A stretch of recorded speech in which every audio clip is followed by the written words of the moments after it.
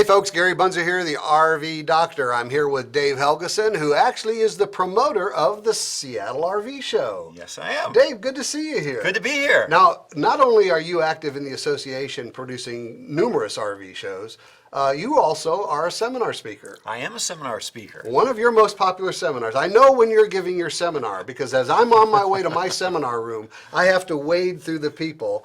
Your boondocking seminar has got to be one of the most, if not the most popular event at the Seattle RV Show. It's very popular. It's surprising. I kind of fell into it. I was asked by Chuck Woodbury a number of years ago to give a seminar, and I found from my blogging it was a very popular subject, so I did one for him and found out, wow, people really want to learn more about it. It is a topic that comes up literally all the time. How did you actually learn how to teach about boondocking? Well, we fell into boondocking basically out of how we use our RV. We like to visit old mining camps, ghost towns, slot canyons.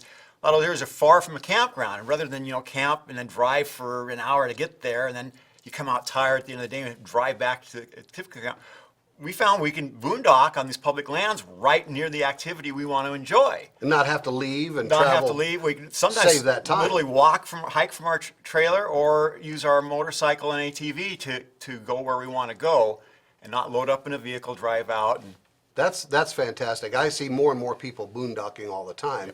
I remember back in the mountains of North Carolina, you'd see them down by the trout stream or the fishing hole, as they called it back then. Just people love to do that. What's the biggest challenge, though? Because you have kids traveling with you.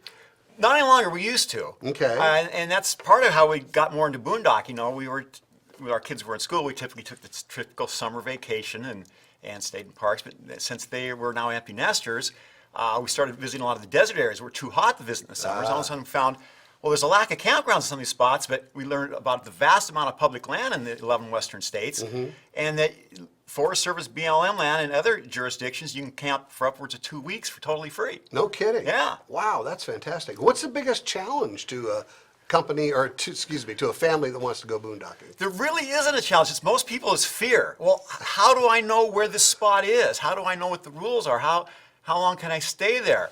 And with the internet, it's easy. Really? That's what people are so, when I come to my I'm amazed seminars. now, too, yeah. With Google Earth, you can go look thousands of miles away. You can see either there's an RV camp there already, or you can see where the evidence of other camping is. The resolution is getting so good, you can see the campfire rings. Like, no kidding. well, there's a campfire ring there, or there's an RV there for I can camp there. And if you're doubtful, there's other sites where you can go and determine where Forest Service land is, where BLM land is, and this is as simple as going to that jurisdiction, see what the rules are for, we call it boondocking for federal types, it's called dispersed camping. You just look up their dispersed camping guidelines, and they'll tell you where you can and can't do it and what the rules are, and most of the time it's permissible about anywhere other than near a developed campground. Interesting. Now, the other term is obviously dry camping, as some places call that as well.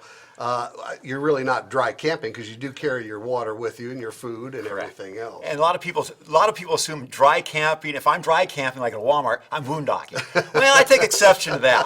I mean, what I like to say is, all boondocking is dry camping, but all dry camping is boondocking. Gotcha. If you're staying in a Forest Service campground with no utilities, some people call that boondocking. I call that dry camping in the Forest Service campground. There you go. Now, obviously, it's applicable to any type of the RV as well. Exactly. You can be out there with a truck camper or a big Class A motorhome. Obviously, the more remote type of boondocking you like to do will dictate what type of RV you might do that in. For example, a good example is, you were talking national parks a little bit ago. In Death Valley, there's what they call the racetrack. It's a big smooth play out there where the rocks move on their own. They just recently figured out why. And you can boondock out there. It's one of the few national parks you can boondock in, but the road is extremely rough. When I was out visiting, there was somebody in a four-wheel drive pickup with a pop-up truck camper. Perfect RV for that kind of boondocking. Yeah. Would I take my rig out there? No, I stayed a little closer to the entrance of the road. So you got to make some wise decisions along the way. Wise decisions. Obviously, the more clearance allows you to get in rougher spots, and the longer you are, you might not be able to get around a tree somewhere. Have you ever found yourself in an area that was really difficult to get in or out? What I tell people most, when I share photos of where we boondock, 95% of the time, any two-wheel drive, low clearance RV could get into them. But there are spots where I've had to engage the four-wheel drive. I've even had on occasion maybe take a shovel out and clear a high berm that might drag, or negotiate around a bush. That's interesting. That's interesting. So That's you have what- your luxury resorts over here on this side, folks. Yeah. Where you have a swimming pool and a patio and a canopy and a cover and a barbecue grill, and then you could go camping with Dave and his family. And we use both. You know, when we want the amenities of pool and full hookups, Sure. We do stay in the resorts. But when we're out where we want to see things that are far from campgrounds, then we find a boondocking Well, you know, spot. I get a lot of questions to the RV Doctor column about boondocking and dry camping, for that matter, in the fact that you have to carry your own water, your own propane, your own electricity. So there are some things from a technical standpoint that are important to remember as a Exactly. boondocker.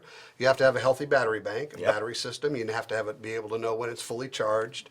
And with the solar apparatus that we have today, with solar, good battery charging mechanisms, a good healthy battery bank, and a fresh supply of water, You can stay out for and a long empty holding time. tanks. Empty holding tanks, You can- exactly. you can go out a long time. Exactly. And you know, that's the appeal to some people, being totally self-sufficient, kind of like the pioneers. You know? Sure, They're sure. on their own, doing their own thing. They're not relying on anybody else or any other services. So there's like a hard edge to it, as well as Sure. just the simple enjoyment Sure. of being in nature and with your family. Exactly. Well, Dave, that is really a good insight, and I highly encourage anybody that's going to be at the Seattle RV Show, attend this seminar. It's one of the most entertaining seminars that you'll get at the Seattle RV Show. Dave, thanks for being here. You're welcome.